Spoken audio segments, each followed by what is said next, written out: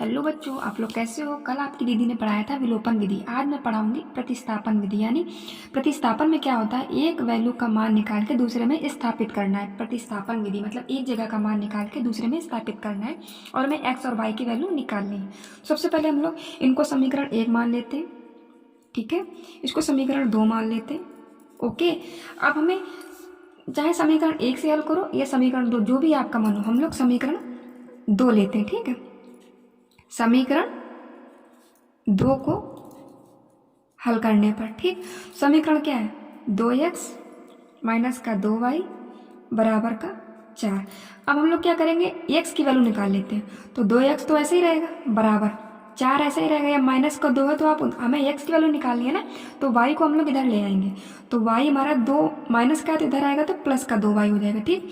हमें x की value निकालनी है, तो x बराबर 4 प्लस 2y पूरे के बटे क्या हो जाएगा 2। और हम लोग को एक चीज़ दिख रहा है कि अगर हम लोग ऊपर 2 कॉमन ले लें, कॉमन लेने तो जानते हैं, यहाँ 2 कॉमन ले लिया तो यहाँ क्या बचा 2 प्लस का y बटे नीचे वाला 2 है। अब ये 2 कट जाएगा तो x का मान कितना निकला 2 प्लस y।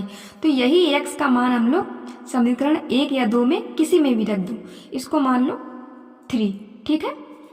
आप x का मान चाहे समीकरण 1 में रख दो या 2 में रख दो, तो आप किस में रखना चाहोगे, समीकरण 1 में रख दें x का मान जो हम लोग निकाला है ना, इसका x का मान समीकरण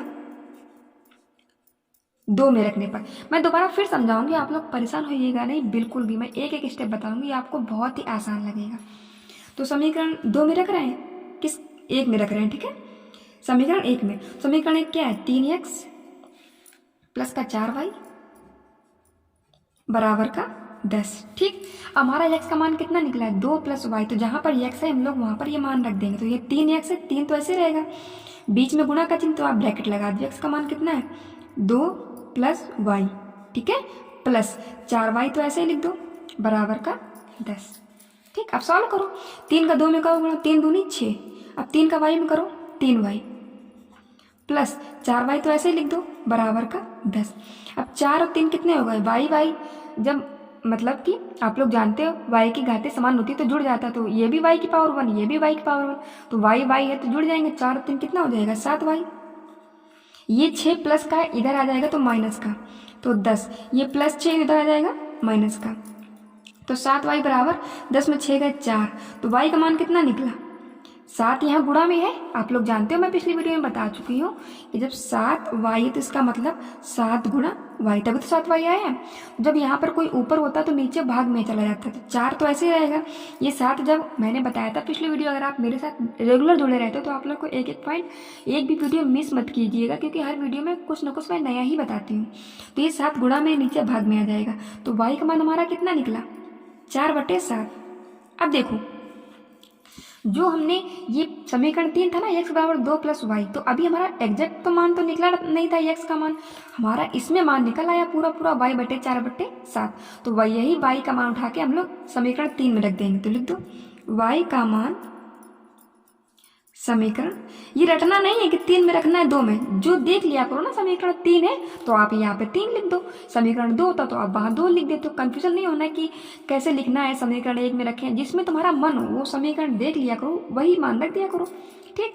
अब समीकरण 3 क्या है, x बराबर 2y, x बराबर 2 प्लस y, यही तो है ना समीकरण 3 x प्लस 2y। तो अब y की जगह पर क्या रख दोगे 4/7, तो रख दो 2 प्लस y का मान कितना निकला 4/7। अब इसे भिन्न के रूप में हल कर लो, 7 लासा ले लेंगे, इसके नीचे 1 मान लो, ठीक। तो 1 7 7, 7 दूनी 14 प्लस 7 एकम 7 4, 14 4 18/7।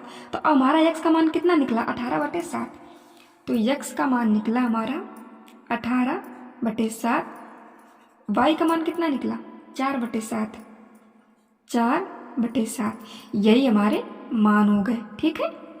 अब मैं फिर से आपको बताती हूँ, प्रतिस्थापन विधि में क्या होता है, हम लोग समीकरण 1 या 2 को मान लेते हैं, इसके बाद समीकरण 1 को हल करो या 2 को, उसमें हम लोग x की वैल्यू निकाल लेते हैं या फिर y की, जो भी आपका मन। मैंने x का मान निकाला, इसके बाद हमने देखा कि नीचे 2 दे रखा है, ऊपर हम लोग 2 कॉमन ले लिया, तो यहाँ 2 बचा, यहाँ से 2 चला गया तो हमने 2 काट दिया, तो x बराबर 2 प्लस y आ गया, इसको हमने समीकरण 3 मान लिया।